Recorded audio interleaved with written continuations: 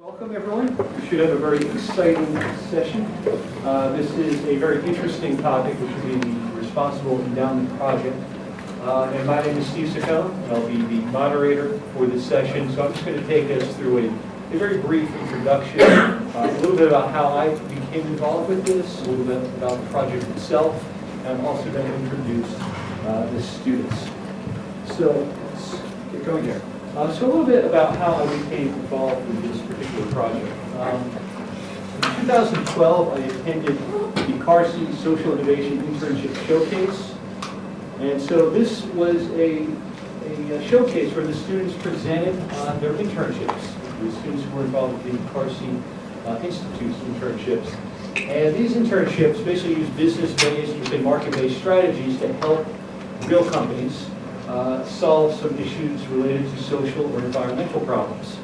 And so I have to say that these presentations were just phenomenal. I was really, really impressed by these presentations, the energy, enthusiasm of the students.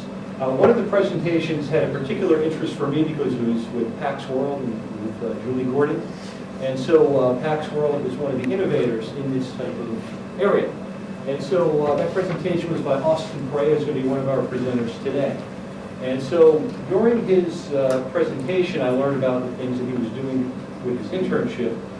And talking to UC Terrell, who is one of the executive directors within the CARSI Institute, we decided that it was perhaps time to launch a sustainability sector within the Atkins Investment Group.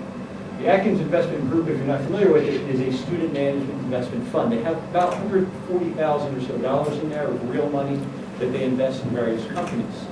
And so this was something that was new for this fund, that they never really thought about sustainability issues when it came to investing. And so we started this as a new sector to complement the other sectors, energy, technology, etc. And so it went over with overall really well. There was some initial skepticism with the students. But Austin, who founded this sector, did a great job of presenting, explaining what sustainable investing was all about. And the students really responded. And perhaps best of all, the first stock was Novartis. And you could talk all you want, of course, about how great these firms are in terms of sustainability and social responsibility, et cetera. But when it comes down to it, it's all about return, right? So we see that got a 25% return in just about 5 months. So it averages out to over 100% in return. So a phenomenal pick by Austin and his team. Now, to give a little bit of background on this particular project, the CARSI interns formed a UNH chapter of Net Impact in 2011. What is Net Impact? It's a global organization of over 40,000 members, and these members are committed to using their careers to address social and environmental problems. And they have a very renowned board. It includes members from Microsoft, Johnson & Johnson, Fortune magazine, and even Anne Roosevelt, who is FDR's granddaughter. And Fiona Wilson and UC Terrell serve as the faculty advisors to this group.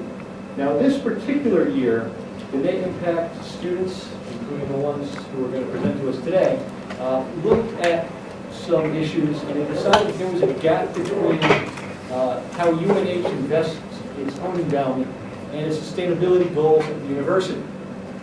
And so they looked into helping to address this gap. And let me just give you a very brief background on what an endowment is, in case you're not familiar with this. But basically, when money is donated to a university, it goes into this endowment pool. It's then invested by professionals. Okay, and the students are going to tell you a lot more about this. But it can go into, say, stocks, bonds, money market funds, even hedge funds. And then a portion of these investments are reinvested into university activities each year. So they can do things like provide student scholarships. So the Responsible Endowment Committee was formed to look at this issue that we mentioned, this gap. So this is a student-led initiative to explore ways to align endowment funds with sustainable investing practices. There's several advisory board members who have helped a lot with this project. We have Sarah Cleves from the UNH Sustainability Institute, and Sarah's here. We have Ifka Kalis-Bistricki from PAX World, and I don't believe Ifka is here. We have Allison Hyatt from Veris Wealth Management, who I did see in the room. right here. UC Terrell from the Carsey Institute, and she, of course, is out of town. She'd love to be here. And of course, we have Fiona Wilson from Paul College. And so the students spent months researching sustainable investing and how it might apply to UNH, and they had a lot of support from Tina Sautel, who's the UNH Foundation treasurer. So this, to me, is just a great example of some student-driven change. Students seeing an issue and deciding that they want to somehow address this issue. Now, how does this tie into Paul College? Well, I just mentioned that Paul College is committed to sustainable business practices, and there's several examples of this. For example, you might have heard of the Green Launching Pad, which provides funding to some green businesses. We have an eco-gastronomy dual major, which has sustainable agriculture as part of its curriculum. We have a training program for professionals who are interested in learning how they can be socially responsible. And this building itself is a great example of a sustainable project. It's expected to receive gold certification from LEED. And so LEED is a rating system for green buildings. So this, again, is a great example of putting sustainability into practice. All right, so now let me introduce to you briefly the students themselves. And so first up is going to be Austin Perea. And so Austin's a senior. He's an econ and political science major. He interned at Pax World, again with Julie Doherty. And Pax World is very important, as I mentioned earlier, in this particular area because it established the first SRI fund ever in 1975. And so his advisors are UC and myself. Next up is going to be Andrea Dow. Andrea is a sociology major. She interned at Revolution Energy, also at Veris Wealth Partners. Veris is a financial firm specializing in sustainable investing strategies. And her advisors are Thomas Safford and then also UC. And last up is going to be Gina Guadagnoli. She's a senior history major. She interned also at Veris, and she is also advised by UC. So just to give you a little bit on what they're going to be presenting, Austin's going to give us an overview of sustainable investing. Andrea is going to give us a case study as sustainable investing was applied at Hampshire College in Massachusetts. And Gina is going to tell us how we can apply this to UNH. And so after that, we'll have a nice Q&A session. So first up is Austin.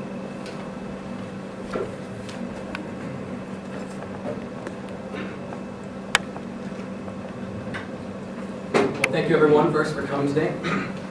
Thank you for the introduction, Steve. Also for facilitating the discussion.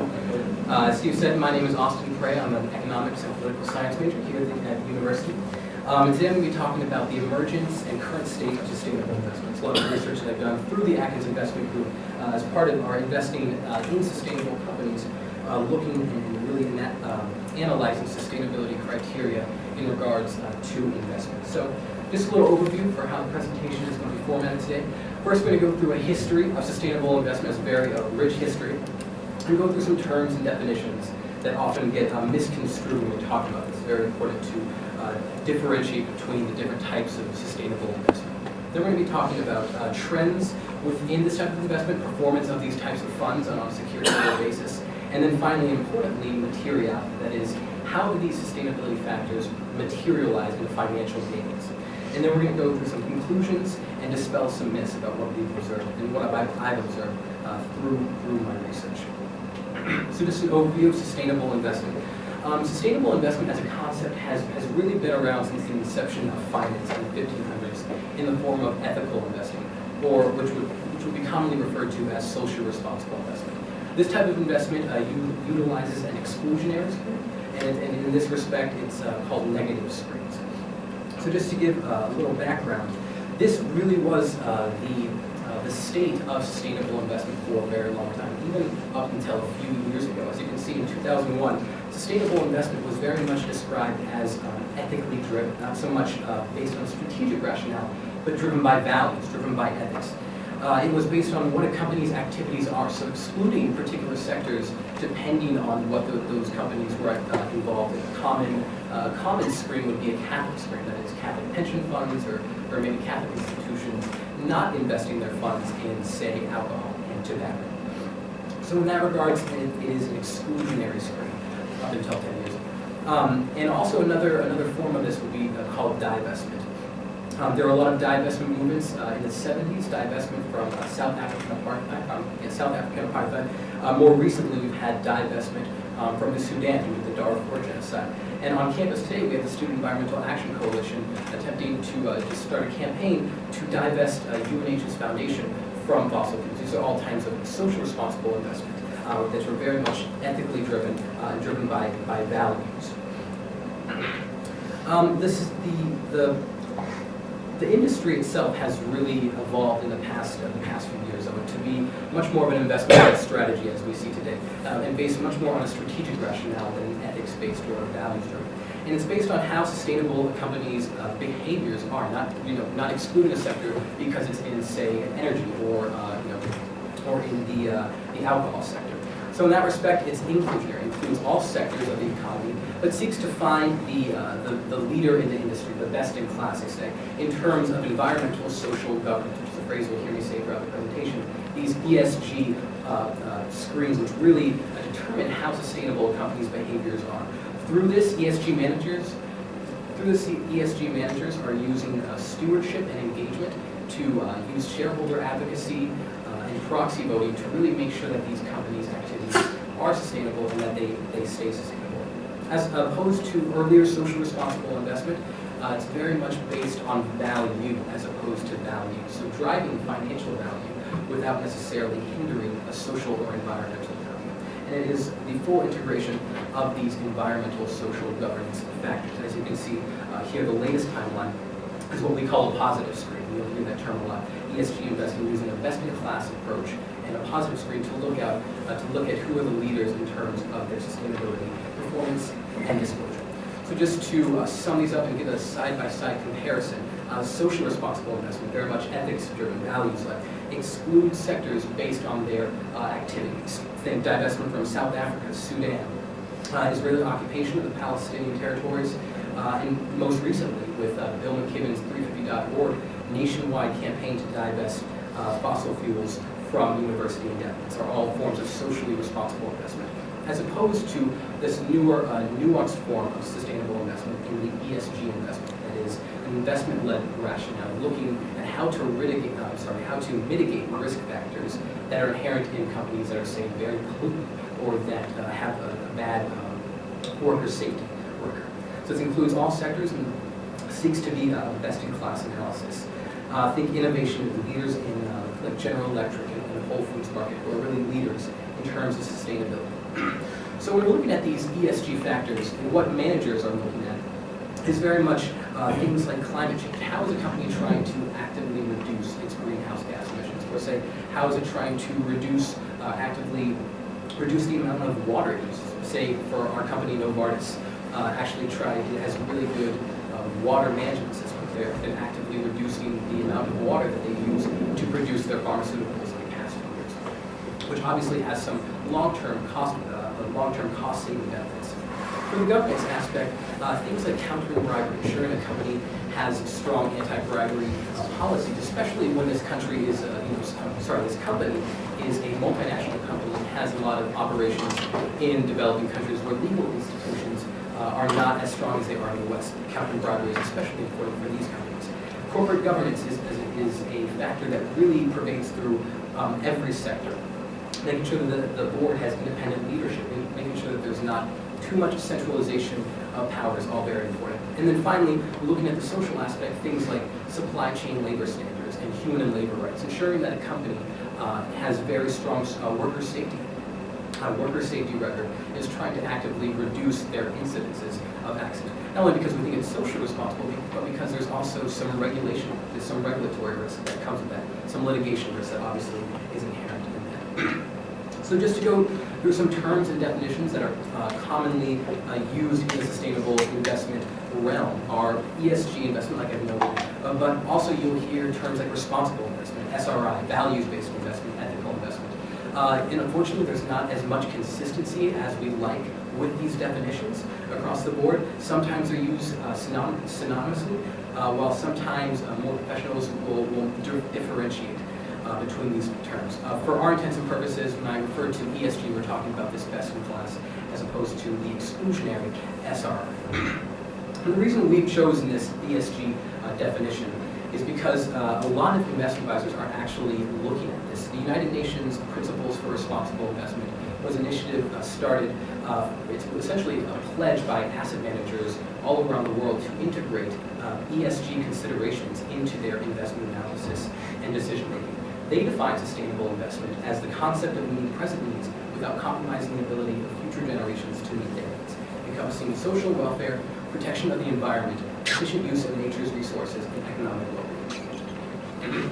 The UNPRI is good because it provides this cohesive definition for us, but it also represents how large this sector is and how much this sub-industry really is growing. It has 1,200 signatories as of April of this year. 1,200 signatories representing around $34 trillion in assets under management, which represents about 10% of the world's investment capital. Just to note some notable signatories: Deutsche Bank Asset Management, Goldman Sachs, State Street, UBS, all very large financial institutions that have integrated or have pledged to integrate this type of analysis into their investment decision. Just to go over some more trends and performance and ultimately materiality, that is, how are these factors material in terms of financial performance, we see that there are a lot of investment advisors that have fully committed to integrating this. Trillium Asset Managers and Generation Investment Management is actually led by Al Gore and David Blood, who's a former head of Goldman Sachs, who have fully integrated this type of analysis for institutional investors. Also, Julie Gordy's here from Pax World, who obviously worked there last summer. They actually started their very first social responsible mutual fund in the early 70s, and I believe in the past 10 years, in the leadership of CEO Joe Keefe, have transitioned to an ESG best-in-class investment strategy.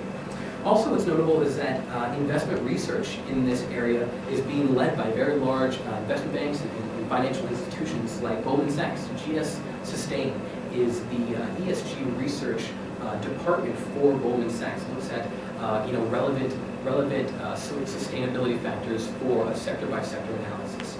Deutsche Bank, through their climate change advisors, has taken an extensive look at the correlation between cost of capital and ESG performance, which we'll actually get to in a moment here. Also, notably, Bloomberg has their own sustainability program initiated through integrating ESG considerations into their Bloomberg terminals. For some people who are not as involved in finance, a Bloomberg terminal is essentially a program that you can just look at pretty much every stock that's publicly traded and take a look at their financials, their balance sheet, their cash flow, etc. And what's interesting about the Bloomberg sustainability criteria is that they have integrated this into their terminals, so you can actually track, say, how a company, their reduction in greenhouse gas emissions per year-over-year basis is linked to their share price. Also, indexes are growing in this area too. The Dow Jones Sustainability Index obviously is in North America, and the FTSE for Good Global is a European stock index comprised solely of highly rated ESG securities, which, as you can tell here, as is demonstrated by the blue line, is actually able to outpace these traditional benchmarks like the S&P 500 and the MSCI all-covered world, which would hint that taking sustainability factors into account does not necessarily hinder financial performance, which is really a conception, really a myth that a lot of people still adhere to. And the reasons why, as I briefly covered before, is that you are, by integrating sustainability factors into analysis, you're able to mitigate and reduce the risk of, say, regulatory funds, litigation risk, reputational risk. A lot of studies believe that you can actually achieve a more accurate valuation for stocks by integrating things that haven't really been considered yet. Something like corporate governance has been extensively studied since the early 90s, but things like the environmental and social component, according to Deutsche Bank climate change advisors, really have the first, managers rather, have the first mover advantage on these things because they have yet to be incorporated into valuation. Also, long-term cost efficiency by making production facilities more cost efficient, more energy efficient. This also is a positive. So just to go over a couple of these instances of materiality, how these things are materially relevant to financial performance. We take a look at the Deutsche Bank Climate Change Advisors report on sustainable investment and trends within.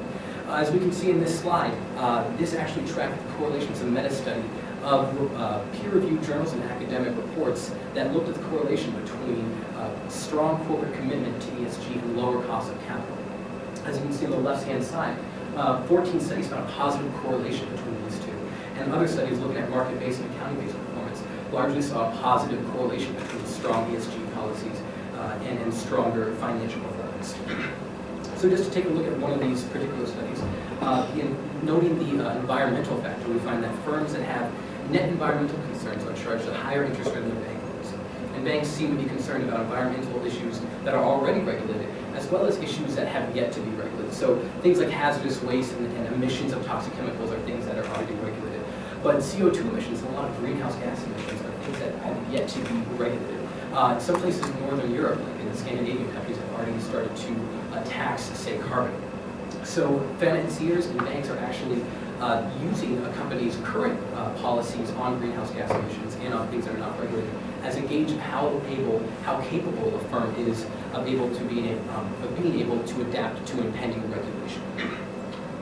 Also, taking a look at the social factor, we find that firms with a higher degree of corporate quality have higher stock returns and higher market valuation, as well as have larger sales, higher margins, higher employee productivity, and are able to attract and actually retain more employees, which in its own right has its own kind of tangible effects. Less turnover, less HR costs, results in a sustainable environment in terms of being socially responsible, but also is able to reduce costs in these areas.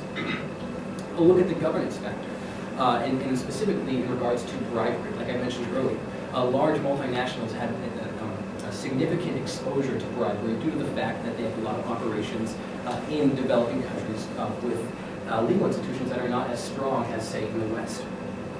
The challenges that come along with having significant exposure to bribery are ultimately reputational damage and, say, restricted access to capital markets due to this more risky, stronger, I guess, risk profile. Recent instances of this, or recent bribery scandals, have cost Siemens €2 billion in fines. And news of federal investigation regarding bribery was linked to a 10% overnight fall in BAE's share price recently. Also, taking a look at governance in regards to board structure, once they take it from the past quote cited and listed from reference from peer-reviewed journals, found that companies with the highest proportion of women on their board of directors outperform those with the lowest percentage of women by nearly 66% on the basis of return on invested capital. Also, firms operating in complex environments do generate positive and significant abnormal returns when they have a high proportion of women officers. Also, I didn't note this in the slide, but Goldman Sachs has also done extensive studies looking at corporate governance and find that they find that companies perform better when they have independent board leadership, noting that CEO duality, that companies that have a separate CEO and a separate chairman of the board seem to operate more in regards to long-term shareholder value.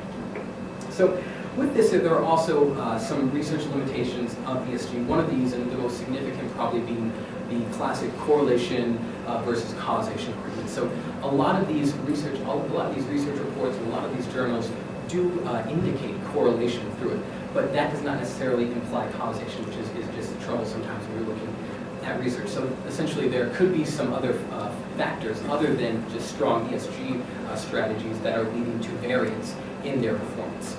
Hopefully, as years go on, we will be able to narrow this gap and find that there is more of a causality, but it should be noted that at present, most of these studies do not imply causation, just simply correlation.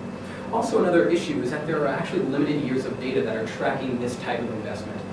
The trouble with this is that ESG funds are relatively new compared to traditional investment market funds.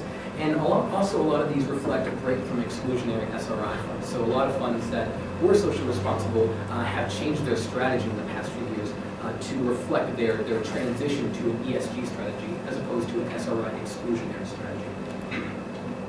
So just to conclude, a couple myths of sustainable investment that I've come across through my research and that have been presented to me throughout my time in the academic sector and with my involvement in this project. Well, some people think that sustainable investment is simply just about investing in renewable energy. And while in some cases this can be the case, I think there are many funds that have a green energy fund. This is by, I hope to dispel this through my presentation, that this is not what sustainable investment is solely about. While some companies, with some ESG managers, when looking at, say, energy companies, will rate them on their activities in regards to their production of renewable energy, using, say, refining oils in a more efficient manner. Its sustainable investment as a whole is not simply about investing in renewable energy.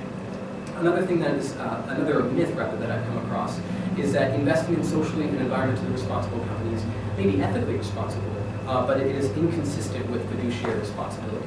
And this has largely been dispelled just due to the fact that as long as a manager takes into account and notifies their shareholders that they are taking ESG concerns into account, there really is no issue of fiduciary responsibility.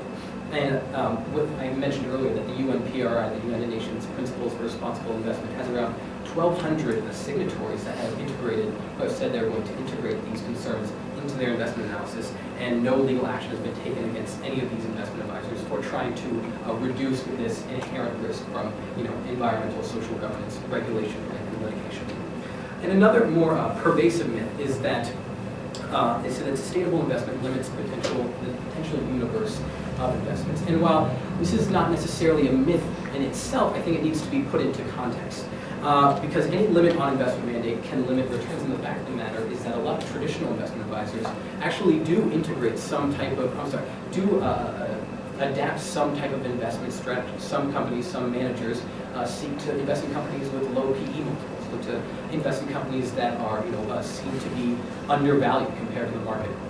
Some companies, or some firms rather, are investing in small cap funds. So for not investing in any corporations that have a larger market capitalization than $500 million. So that in itself is a limit to the potential universe. You can't invest in larger companies.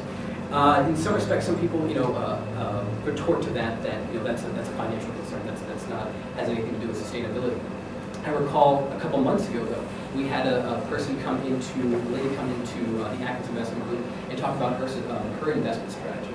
And she said that instead of looking at corporations, looking at cash flows, she didn't really do as much of a fundamental analysis. She was really concerned about the management. So that was her strategy. So she was investing in companies and tracking companies based on their management, not necessarily on their pipeline, which in itself is a limit to your potential universe of investments. You're only investing in companies with good management.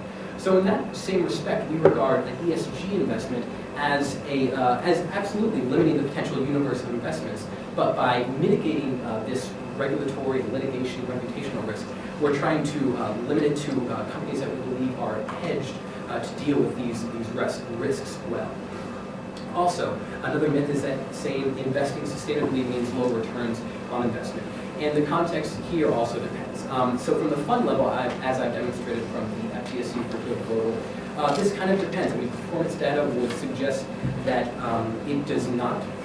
But on the firm level, this seems to be mostly untrue. If you look at a lot of holdings for these ESG managers, a lot of their holdings will be in large companies like Apple, Ford, PepsiCo, Stanley Black & Decker, Becton Dickinson, very large companies that actually happen to be the leaders of their industry. They're not by any means no-name companies.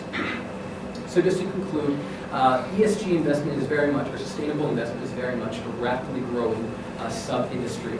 And performance data, as I've noted, supports the idea that ESG can very well outperform these traditional benchmarks, the S&P 500, MSCI, all-covered world. Research also suggests that accounting for these ESG criteria and integrating this into investment analysis can produce really long-term sustainable value, not only sustainable in the sense of the environmental or social value, but that is obviously a concern, but sustainable in the traditional, the classic sense of the word, sustainable, not as susceptible to market volatility. And also, as I've noted extensively throughout the presentation, dispels the myth of sustainable investment simply being exclusionary and non-conforming. And due to the fact that universities really represent about $400 billion of investment, institutional investment capital, Andrea is going to take us into how universities are actually incorporating sustainability into their investment policies and how student activism has played a role in this policy.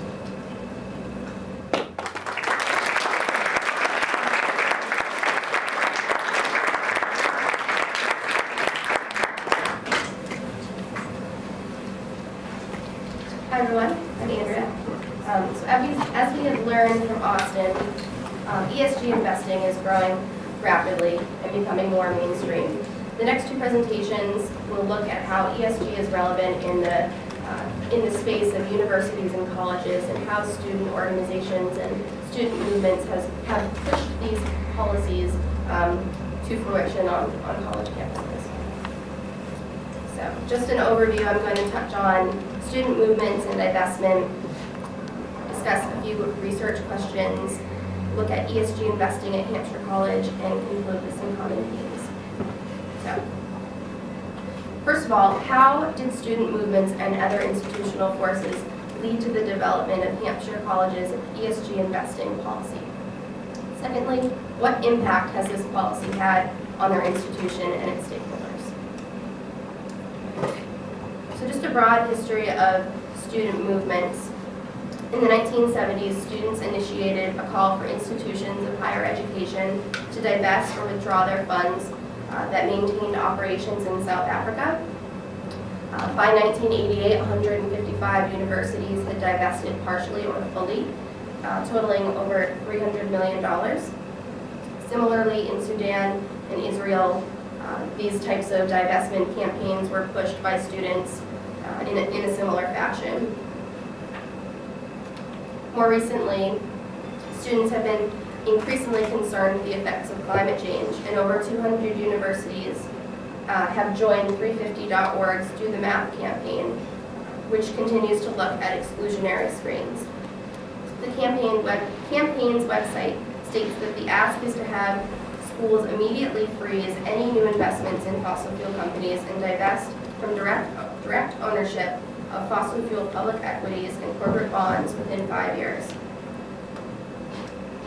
One school that's done that is Hampshire College. So what is Hampshire? Hampshire is located in Amherst, Mass. They're a very small liberal arts college with 1,500 students. They're known for student activism, and they have an endowment worth approximately $25 million. So why is Hampshire relevant in this discussion?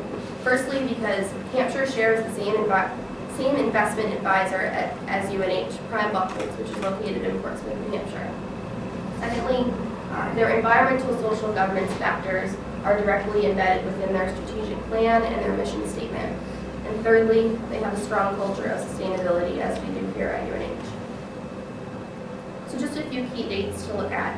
In 1976, they were the first school to divest from South Africa. In 1977, they established a socially responsible investment policy and formed a committee on investment responsibility. So just take a look at that quickly. Their investment committee is called CHOIR, which stands for Committee at Hampshire on Investment Responsibility. Quite an acronym.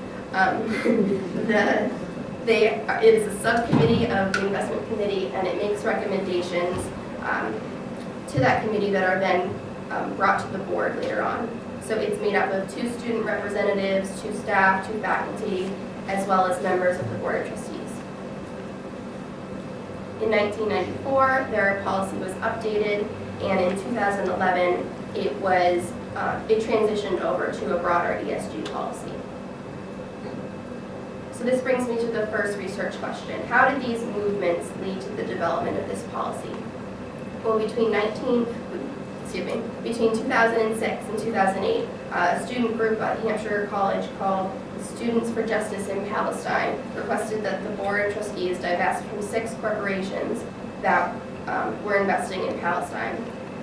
So soon after, this variety of human rights concerns between Sudan and South Africa, the college decided to switch their policy to cover ESG criteria that focuses on the majority of social and environmental concerns that had previously arisen and will potentially arise in the future.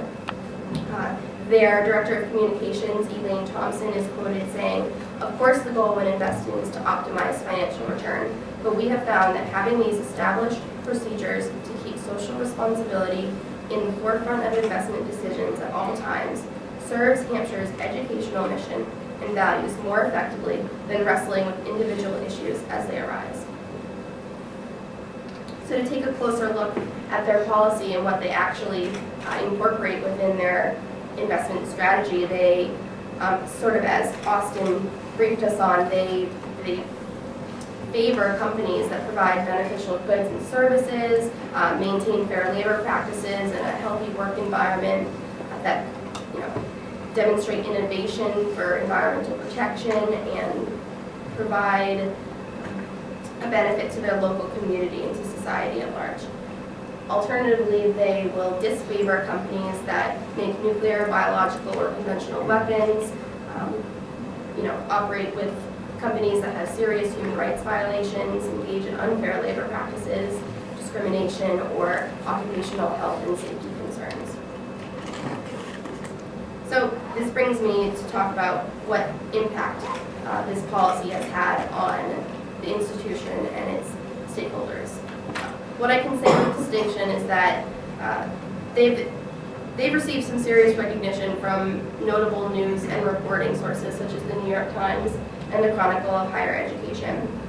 Additionally, other sources are Inside Higher Ed, the Sierra Club, Huffington Post, Princeton Review, all of which UNH has also been recognized for some of these awards and lists. So some common themes throughout this research is that institutional change takes time. These policies were developed over a course of 30 years and have changed significantly from an SRI strategy moving more towards environmental social governance. Also that student activism is certainly an important catalyst, but however, it is imperative that there is cooperation between the administration for these types of policies to succeed in universities and colleges. Also that mission and values clearly drive everything at Hampshire College. Additionally, proactive policies may deter future student divestment campaigns on individual issues, and that ESG policies can result in an enhanced brand for the university or college and potentially increase donor interest. Also, responsible investing committees can add to the foundation's capacity to help institutionalize these types of investing policies. So for future research, primary research will need to be done on how Hampshire's policy has specifically impacted their endowment financially with their specific financial performance, whether have they seen greater returns or has it been equal, donor behavior, have they had more interest with specific high donating numbers, student retention and recruitment. And now Gina is going to discuss how some of these learnings can apply here at UNH.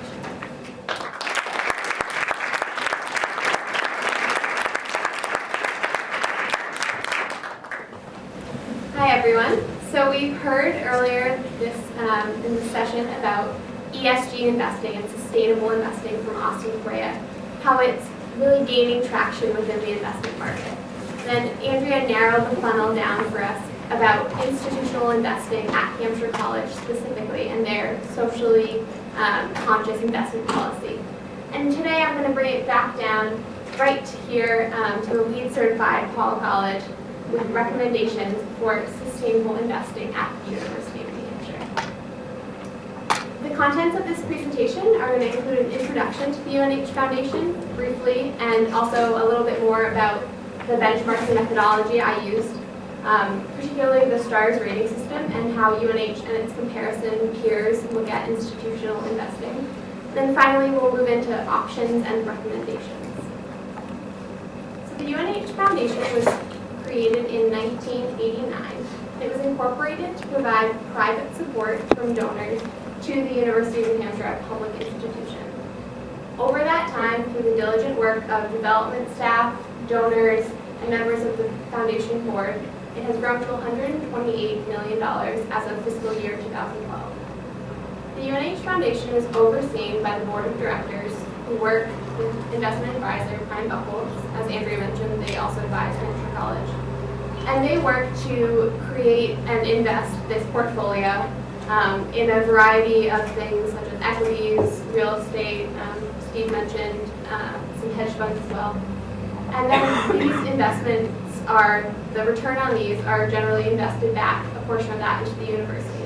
So from 2012 to 2013, that academic year, the UNH Foundation invested approximately $5.6 million. And 66% of that went back to student scholarships and awards.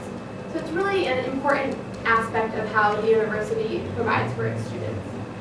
The Investment and Finance Committee particularly engages investment managers to manage the foundation's assets.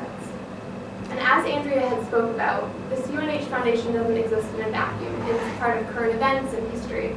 So briefly, we're going to move into a timeline to discuss sustainable investing specifically here at the University of New Hampshire. Prior to 2012, Austin mentioned in 2008, UNH Foundation sent a letter to investment managers expressing their concerns about the atrocities in Darfur. And then this year has been particularly active on campus. From September to April, the UNH Student Environmental Action Coalition has been leading a campaign to divest from fossil fuels, which has led to a variety of actions. But most notably, in addition, the Responsible Endowments Research Project has been discussing on-campus investment, sustainable investment. And both groups have met with UNH Foundation administrators, leading to a variety of op-eds, a letter published by President Huddleston in the New Hampshire, which advocated for sustainable investments leave. And then finally, the dialogue on March 4th, entitled Investing for a Sustainable Future, a Campus Conversation on Investment and Divestment, which was commissioned by both the UNH Foundation administrators and the President's Office as a way in which we could all discuss this issue, allowing students, faculty, administrators, and community members to engage around the issue of sustainable investing. And this particular dialogue produced a report in which there are a variety of recommendations gained from that evening. Now, sustainable investing at UNH is one thing, but in order to move forward, we really need to contextualize the sustainable investing. And the way in which I chose to do this was by using ratings and reporting systems. Ratings and reporting systems are important for universities and colleges to benchmark themselves, to look at their peers, and also to kind of, gain the recognition that we, as the University of New Hampshire in particular, are striving so hard for. So these bottom three rating systems, the Princeton Review, Sustainable Endowments Institute, and Sierra Club, come out with some rating systems, some awards that you might have heard of. Sierra Club, Coolest Schools, the University of New Hampshire was recognized. But the preeminent rating system is actually called the STARS system. And now that all of four of these particular rating systems use the same survey, they were experiencing some survey fatigue from having to take so many different surveys, so they consolidated under one. But the STAR system has really emerged as the gold standard. ASHE, which is the Association for Advancement of Sustainability in Higher Education, runs this particular system entitled Sustainability Tracking Assessment Rating System. And approximately 450 institutions participate in this system, 42 of which are gold ratings, along with the University of New Hampshire, which is pretty cool. Sustainability Institute gets a lot of credit for that. But the STAR system is used to define best practices across multiple areas of sustainability in higher education, demonstrate institutional leadership in sustainability, and provide a management tool for current and future initiatives. The reason an independent opt-in rating system is so vital in comparisons is that STAR's rating system takes into account 200 points, everything from education to operations and planning to engagement. And it's really vital to try and get a holistic approach of the university instead of just pigeonholing one particular aspect of sustainability. However, that being said, for this particular presentation, we are going to look solely at the investment rating system because that's what we are interested here today. So the UNH STARS gold rating is broken down into the subsection of investment. And this investment category ranks 16.75 total points. And the University of New Hampshire currently attains 6.17 of these points. You'll note that the University of New Hampshire is currently pursuing shareholder advocacy, positive sustainability investments, and investment disclosure. However, the University of New Hampshire, out of the total number of points, you can see that 9 points are available for positive sustainability investment, by far the largest portion. and the University of New Hampshire only has 0.92% of those points. And this is currently coming from a Vanguard Energy Fund, which was invested in 2009, so we're not completely sure if that's still part of the holdings. However, 0.92 is something that we can surely improve upon.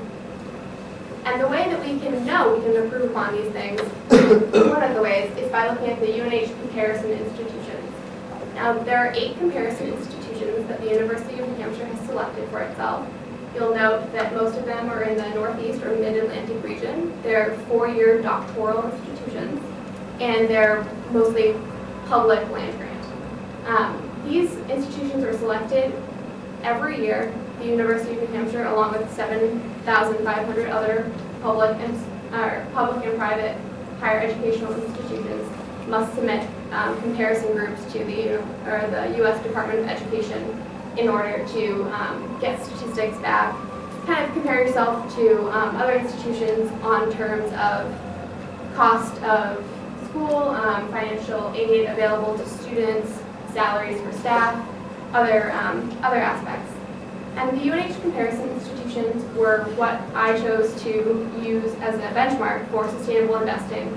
And I chose to look at the comparison institutions by 3 factors in relation to sustainable investing: positive sustainable investing, committees on investor responsibility, and investment disclosure, or what we could call transparency. Those are pretty similar. So of these 8 institutions, you'll note that the University of Vermont and the University of Connecticut are really on the vanguard of incorporating all of these factors into their endowments. Yet there are some institutions that don't have a strong commitment. The University of Massachusetts, for example, has chosen to not pursue any of these with their endowment at this current date. Giving you a little bit of a better visual about where these institutions stack up, on the x-axis we have evidence of sustainability in operations and academics, taken from the STARS or Green Report Card ratings. And then on the y-axis, evidence of sustainable investing, again from these same rating systems. So you'll note that the University of New Hampshire, while achieving a gold rating in evidence of operations, academics, overall we're doing well. But we could really use a bit of a boost in terms of sustainable investing. And in order to compare ourselves once more, we're looking at the University of New Hampshire against the University of Vermont. So the University of Vermont doesn't actually have a STARS rating. They use it as an internal piloting system in which they have not reported their findings to ASHE, which is the Association of Advancement in Higher Education. But if we can take all of these self-reporting systems with a touch of grain of salt, we'll look that out of the positive sustainability investments category, remember the category where UNH has 0.92, the University of Vermont has 6 out of 9. And that is because 20% of their endowment is invested with a positive sustainability mutual fund. And in order for us to do that, we took a deeper look. So this is a potentially confusing slide, but STARS is actually revamping their system. They're saying, we need to take a closer look at what really matters in sustainable investing.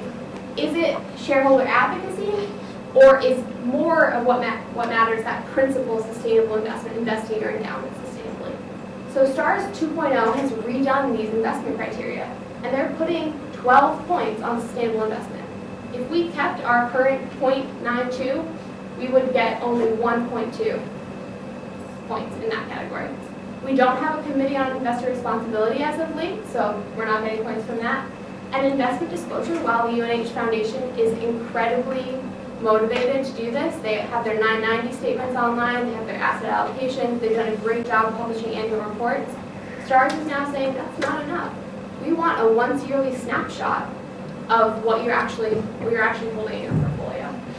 So going forward, our options and recommendations portion of this presentation, not only informed by my research, but also what Austin told you previously, what Andrea has said about a socially or sustainable investment policy.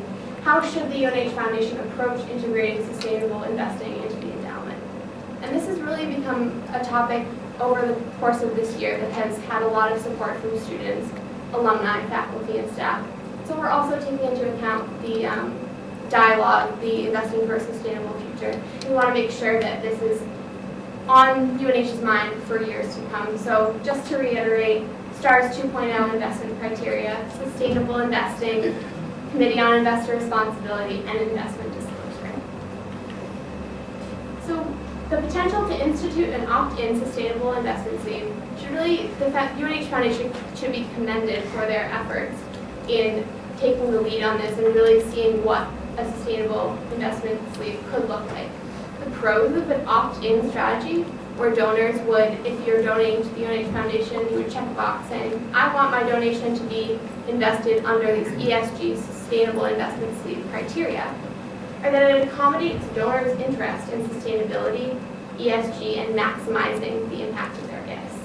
This coincides with the launch of the capital campaign and responds to stakeholder calls for UNH Foundation investing practices to be aligned with UNH's sustainability mission. The cons: less capital limits diversification potentially and performance, the potential disregard by donors due to distrust or confusion. But having noted this, Austin did just give us a really comprehensive presentation about the dispelling of some of these myths, that it's not the either-or choice that we thought it might be, that you can achieve above or at market rates of return while incorporating ESG criteria. The minimal impact of the STARS rating under the new investment criteria of STARS, it's two options. You can either choose to invest more money and get more points in sustainable investing, or you can choose a variety of different ways to invest. You can invest in a community development finance institution, in sustainable industries, and get points that way. And then, practically speaking, there could be less actual impact if there's less money in the fund. And then, so we've discussed this opt-in sustainable investment sleeve, but one of the things that arose at the investment dialogue, the campus conversation, was an opt-out strategy, where all new funds would be directed into the sustainable investment sleeve. So this would create a pro of more capital directed into the sleeve. More capital means more impact, but also potential donor distrust or confusion, and more capital will be managed under a separate fund. So it's important to note that there are ample pros and cons on each side, but that the campus community definitely spoke in an opt-out and opt-in direction.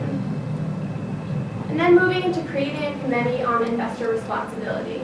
The pros of this are that an opportunity for donors, alumni, students, faculty, and other stakeholders to report to the UNH Foundation on matters of sustainable investing, and an added capacity to research companies' ESG practices, direct proxy voting, file shareholder resolutions.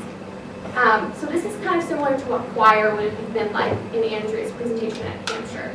It's a multi-stakeholder committee that is involved and could report directly to the Investment and Finance Committee. The cons of this are that an advisory committee adds added organizational complexity to the foundation, and there are concerns of enhanced activism due to enhanced scrutiny. Then the final STARS criteria for the investment rating in the 2.0 version is a continued advancement in investment disclosure. As I previously mentioned, the University of New Hampshire Foundation takes transparency seriously, and they really responded to calls for this recently over the past couple of months. So publishing snapshots of delayed investment holdings allows interested stakeholders the opportunity to review holdings. It also authenticates the foundation's commitment to transparency. The publishing a snapshot of delayed holdings would only have to happen once a year under the STARS rating, so that's just one aspect of this.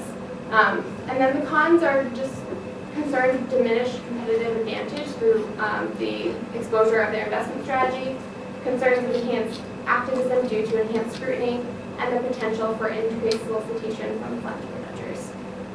And as we look at these final three categories, there are other institutional options for sustainable investing. We have the opportunity to pursue additional sustainable investments as guided by the STARS ratings.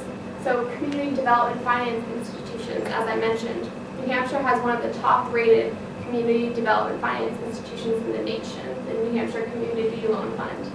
We also have revolving green loan funds, which are popular, sustainable industries, as I previously mentioned, renewables, timber, etc. Other policies and practices. Andrea spoke about the development of a publicly available sustainable investment policy at Hampshire. Engaging in proxy voting and filing shareholder resolutions could come under the Committee on Investor Responsibility. And then the policy advocacy by participating in investor networks, UNPRI, as Austin mentioned, and the Series Investor Network on Climate Risk. And then finally, an institutionalization of sustainable investing at the UNH Foundation, updating job descriptions to include support for sustainable investing in the UNH Foundation, and prior to the development of a Committee on Investor Responsibility, hiring an intern to research sustainable investing and serve as a liaison to the student body. A lot of great things that the UNH Foundation is doing, students really don't know about because there's not an active communication channel, and this could be a way to disseminate information. Our final recommendations lean towards an opt-in sustainable investment sleeve. The potential for donor flight is a serious concern, and an opt-in strategy would allow donors to potentially direct their funds into a sustainable investment sleeve if they so choose.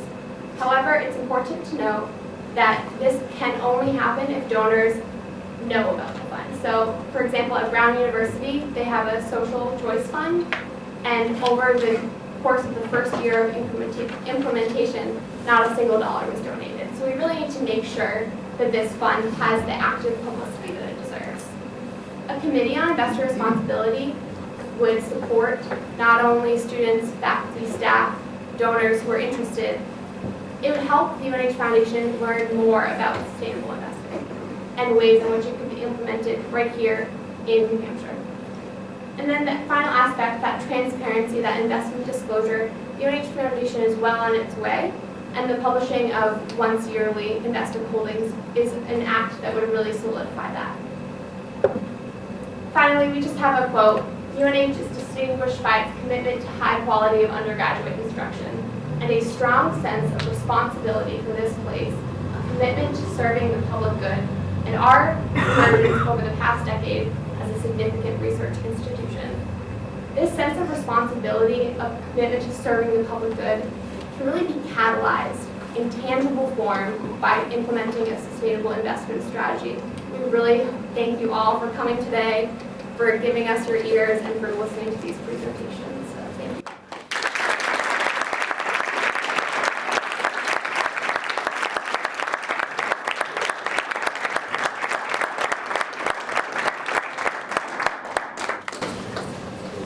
Okay, so I'll have the students go up at the front, and they will answer any questions that you guys have. Let's begin our Q&A. So any questions for the students? If you guys don't have any, I have some myself here. First of all, I've been doing the UIC presentations for a decade, and your presentation was superb.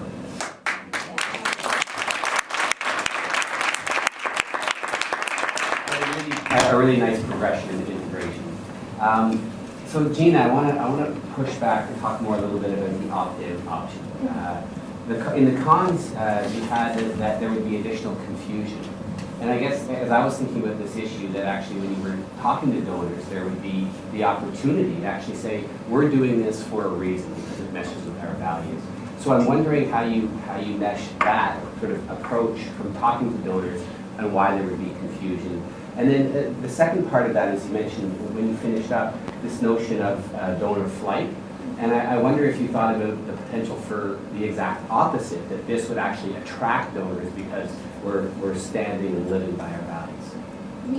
In terms of the first aspect of that question, when we're looking at kind of the donor aspect, I guess, the educational channel for ESG investing, you were all listening to Austin's presentation, it can get a little weighty. So if you're not doing that with your own finances, it's almost hard to give people the opportunity to learn what ESG investing is because it's newer. It's not as common with your investment advisor. They're not necessarily telling you about ESG investing. So we really need to develop a channel to tell donors, what is this ESG investing? What is sustainable investing? People sometimes still think of it as negative screening, as screening out alcohol, tobacco, and firearms. We want to see that progression really take hold in donors' minds and see that there are positive impacts, not only for your financial portfolio, but because you are aligning your values with your actions. And when we started this project, one of our guiding questions was, how can the university align its values with its mission? And part of that mission is education. So if we're going to ask donors to take that next step and say, invest with us sustainably, we need to back them up. We need to give them that education. It's really important. Part of the reason we love to see an institutionalization of this in somebody's job description, in an intern, in kind of a solid home base, is so that information can be there and that support.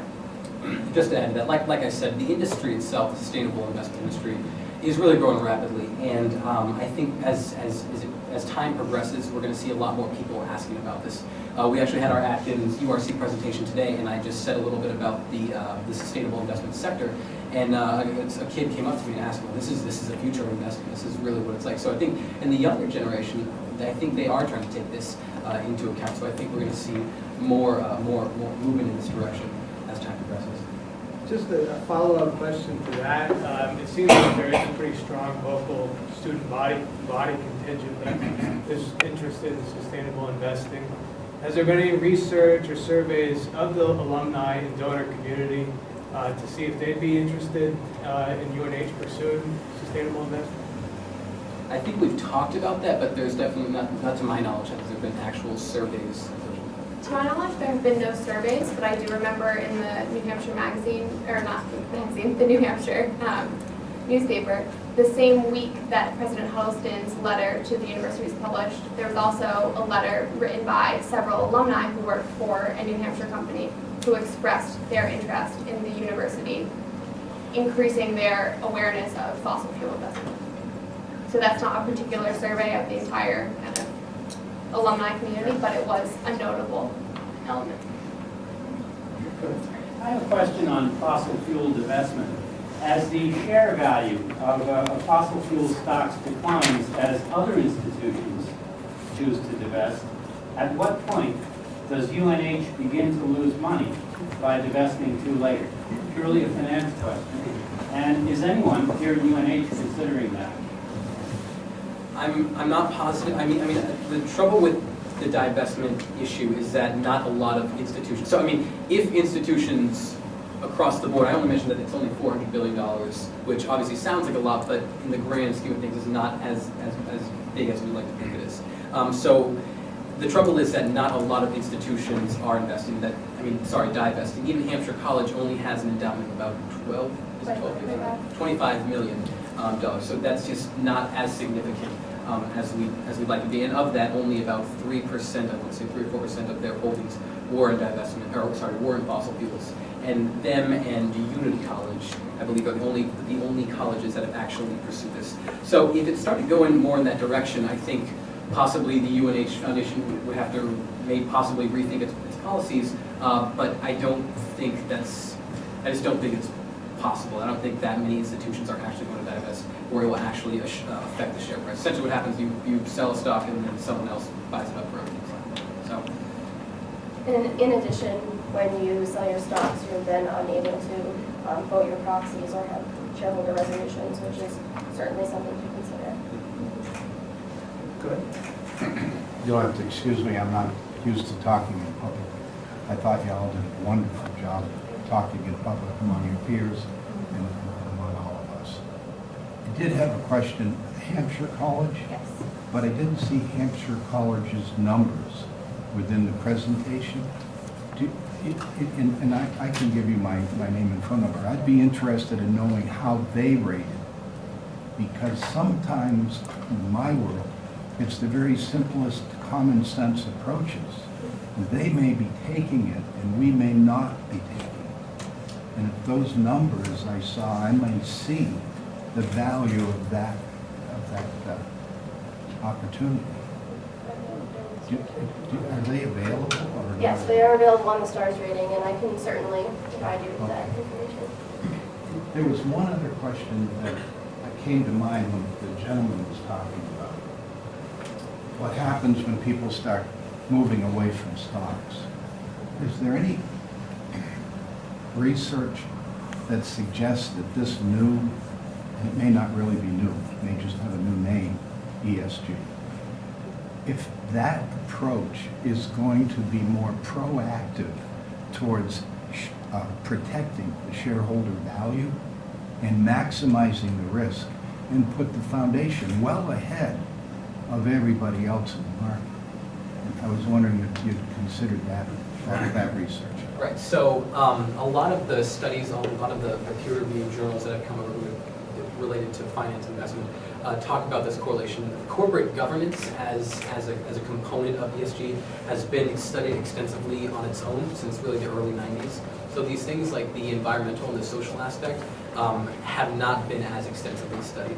So some of the conclusions from these journals is that there is what they call a first mover advantage. So the market hasn't necessarily realized that there is more value in these companies that are taking a more sustainable approach to reducing their environmental footprint or having better, stronger policies that support their workers. I'm not sure if that's exactly what you're going for, but No, yeah, it's a valuable comment. Thank you. Yeah, absolutely. thank you very much.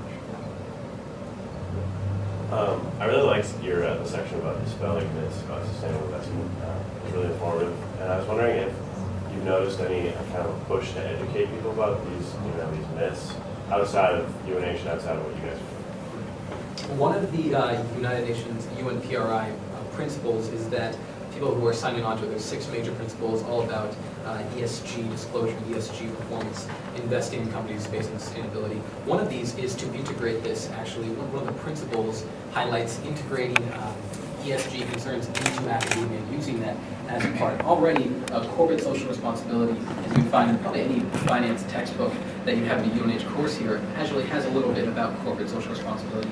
It's not as emphasized. But I hope, and it also mentioned social responsible investment. But I hope in the coming years it does get integrated into education, because that's what actually one of the UN principles for responsible investment is, really educating people on this and integrating this into finance and investment business education. Let me jump in here and ask you guys a question. I want to go back to the question about how is this received, let's say, in the broader community. And so you guys are all going to be future alum. You're actually alum very soon. So, all 3 are leaders in net impact, experts that I had mentioned. So a lot of times when you discuss these issues, you're with a friendly audience. But let's say you discuss it with your buddies or members of net impact. How well is it received by these future alums, maybe another year or two, when you discuss it among your peers, so you get the ones that aren't members of these net impacts or similar groups? I think one of the great things about talking about sustainable investing and ESG criteria is that there's something for everyone. So if you're looking at a long-term strategy, don't you want your endowment to be here 20 years down the road stronger than it is today? Don't you want the money you donate to be invested sustainably for now and for later? So that's something that often comes up when you're talking to graduating seniors and they're saying, well, why am I going to put money into the fund? That doesn't make any sense. But there's really a value in having a longitudinal outlook, and that's what ESG really provides. And then another aspect of ESG that is so engaging is, standing up here, Austin is an economics major. I'm not a Paul College student. I wish I was, because this building is beautiful, but it's stuck in Portland. So as an history major, there are a lot of really intense commitments in myself with, how are things going to look 20 years from now? Am I going to be on the wrong end of history? And I think ESG is the right end of history. There's no way to look at it and say, that's probably not a good idea to think about a more, a larger outlook on investing, and that's something that we're learning every day with sustainable investing. I just want to address that just again. Some of my friends, I think, they just almost, some of them don't understand why these considerations wouldn't be taken into place. And I was because it just seems like, if you have, like within an energy sector, you obviously have these things that are going to affect you, have to deal with regulation, have to deal with litigation risk. And that's some of the things I did at PAX, the LIBOR scandal that was going on last summer. You know, I was addressing this risk because, and even, you know, a lot of like investment banks were looking at this from the supply side.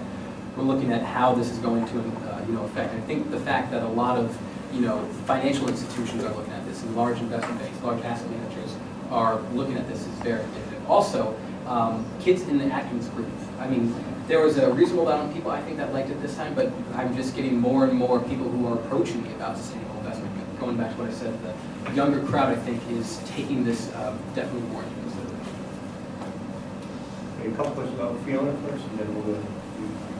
So you've all done a wonderful job of leading the Net Impact Student Organisation. We were all going to be celebrating losing you sadly, but what would you like to suggest to the Net Impact leaders that come after you next year and beyond? What kinds of future research questions do you think the Net Impact students could address, or what kind of projects can Net Impact be involved in that would really advance this idea of sustainable investing? Me personally, throughout my research, I learned a lot about what other colleges and universities are doing. And one that really stuck out to me was the University of Maine had a collaborative partnership with their foundation where $200,000 was available to students to apply and have their sustainability projects on campus to reduce operational costs, get more sustainable projects going. That was available to students, and wouldn't that be a really awesome way for student organizations to collaborate and come together under the banner of making a more sustainable UNH and really living out that mission.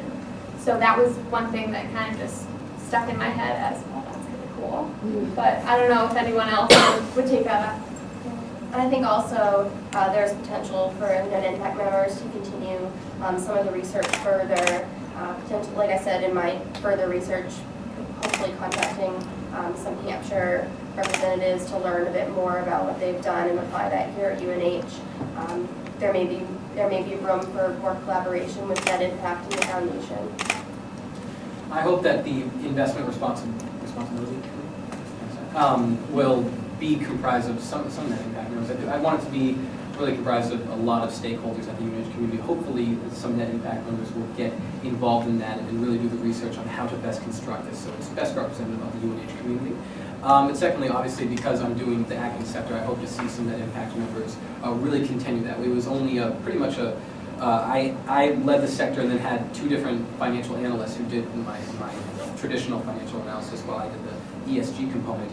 And the new officers, the new leadership are really excited about this, so I hope to have some more Net Impact members possibly looking at kind of an ESG overlook for specific sectors. What are the ESG risks for the energy and industrial sector and the consumer staples, et cetera. And something else we've been discussing at Net Impact is the need for more educational events, and this would provide us an opportunity to hold a variety of events that would be informing the student body further on what we presented to you today. Okay, we have a question in the back, and then we'll go here. So a couple of things. From my experience as a teacher and spending far too much time in advanced degree classes, I think you guys did an unbelievable job. That was phenomenal. As an alumni, I think you talked a lot about things that are important to me. And I think there's that thing to remember is the values and stuff that the student body now holds are the same that the alumni hold. I know you mentioned it, but I don't know if it was anything specific about studies been done on the actions of donors. Look at Hampshire College, who's always been very active and aligns with the activist side of things. On a per capita basis or a per dollar earned basis by their alumni, has there been a study done to show if they align with the values of the alumni and the student body, do they get more money? I think they may have that information. Wasn't able to attain that at this time. Working with institutional people and people on these boards, sometimes it's hard to get in touch with people, so it takes a significant amount of time sometimes.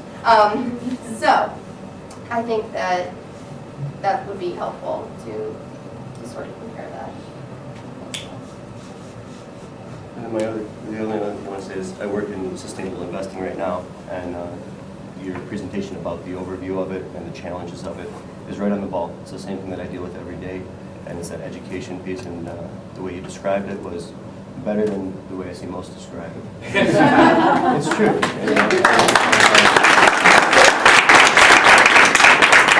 Getting that word out there from what the colleges are doing with divestment and stuff, not only UNH, really is starting to educate. It's certainly a challenge. Okay, we have a question here, and then we'll go there. Go. I'd just like to bring back again, and you kind of touched upon it, is this question of, like, you brought up the pros and cons of this opt-in idea and the concern about donors. Did you guys look at all into whether or not creating this sleeve or like creating an opt-in as well as an opt-out will generate like a higher, like more donors or donors donating more? And just to add on to that, another question I have is you mentioned as cons to transparency or with boosting our STARS rating, potential increase in activism. Do you not think that as well in not pursuing this and in not being more transparent in the other aspects, like that will generate more of a cause towards like campaigns that are currently going on? I think to that piece, more activism doesn't necessarily try and relate to any campaigns that are going on. That was more talking about more activism on a case-by-case basis. So something that Hampshire College did was create a proactive investment policy statement, sustainable investment policy statement that really lays out their foundational values instead of this is a bad company, that's a good company, this is on the list, that's not. So that was more about having the opportunity to be proactive and not say, everything that comes down the pipeline, we're going to open the floodgates for, or be worried about this or that. So increased transparency is really just a way in which we can assess what are our values and what are we actually looking at. Like these books we're trying to have an open dialogue on campus. So, and then to the previous point about the opt-in versus opt-out, the case on that one is it's hard to know if donors are going to donate more because it's an opt-in or more because it's an opt-out. I think every donor has their own reasons for donating. So UH Foundation has endowed funds. You can endow your own fund for $500,000, and if you just care about sports, you can just have it in sports. You can just have it, in a particular advanced collections. But the donor opt-in or opt-out, I don't think there's enough research right now to say quantitatively, yes, it will donate more, or yes, they won't. That's something that I would personally love to know. I would love to see a study saying that there's correlation, but I don't know. Right. And I think that's another issue. So Net Impact is mostly a business organization. Our membership is split half and half between liberal arts and law school. But I think it's another issue, and I think we've heard at least 3 people talk about that today, is how do donors feel about this? How do donors feel about sustainable investment? What effect would this have on their donations? So I think that's, just to go back to Fiona's question, another thing that Net Impact members could get involved with, maybe an intern at the foundation, or maybe a marketing intern that can phrase a survey. And I'm not sure if it's allowed, I'm sure it is, but just another possibility for Net Impact students to get involved and really get that information. That's definitely important. A lot of people have brought that up today. That shouldn't just be open to Net Impact students. That's a cross-campus kind of conversation that we all need to have about what our priorities are. And if they're significant enough to have an opt-out strategy, then that's one thing. And then if it needs to be an opt-in, it's something we are trying to decide. So just a couple of comments. I'm an alum and a faculty, and I will give way more if there's an opt-out strategy. And if there isn't, I'm not going to give it all. So one survey point of 1. I actually wanted to. I wanted to build on John Carroll's question because, and this might be something that future students think about, because the divest movement is no longer isolated to universities. So news just came out yesterday, right? 10 major cities across the U.S. are now divesting their municipal endowments. And I'm a climate scientist, so there's a significant moral hazard associated with climate change. If we're going to protect and provide a stable climate for our future generations, we actually have to solve this problem in the next 10 years. And so I actually think it's a fascinating point of research because I think it's going to get rolling far bigger and faster than anybody thinks it's going to. It's that we're on the leading edge, but it's going to catch on. And this notion of of the benefits of getting in early and being a leader versus getting in later and losing a bunch of money, I think is a really valuable question for students to look into. Maybe time for one more question. So I just want to add on to that point because I think it's superb. I don't think it's just about divesting fossil fuels. I think if you look at the broader question, how does a portfolio, how do your investments affect the climate? How do you decarbonize a portfolio? There's your net impact research for the next 5 years. It would be great, and I think it's something that we're seeing it start now in finance and the sell side research that we see. Couldn't be more timely. Good point. Good presentation. Thanks. Okay, we'll have one more question. Thank you. I'll echo everyone. It was one of the best presentations I've seen. Really a graduate level or more presentation. And as a parent, I'm not alone. I'm a parent of a student. I would agree with Cameron. The more proactive on this, the more it would affect our giving. So the opt-in, if a university, I don't know if any of I love the comparables that you picked, and I love that graph and chart. But if a policy is about sustainable investing, why wouldn't then the opt-out be, or why would there be any opt-out or in? If the movement is towards sustainable investing, why do you then give people an option to not? If we say these are our values, why give them a choice? And then people will make their own individual choices. It's difficult to determine what our values are. So our values as the University of New Hampshire might be towards sustainability.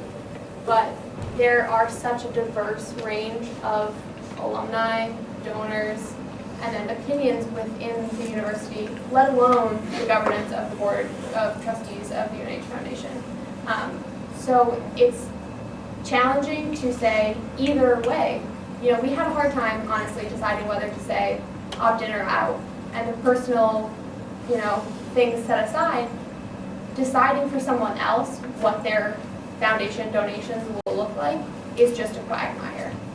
If we're looking at what the university values are, then an opt-out strategy makes sense in correlation with those things, but it's challenging, and I honestly can't come down either way, just in sheer fact that being on the wrong side of history and fossil fuels is a continual problem. We just can't seem to correct ourselves even though we know what's out there. So as Professor Wake said, 10 years seems like an infinitesimal time span in terms of the history of the planet, but we have 10 years to kind of get this together. Thank you.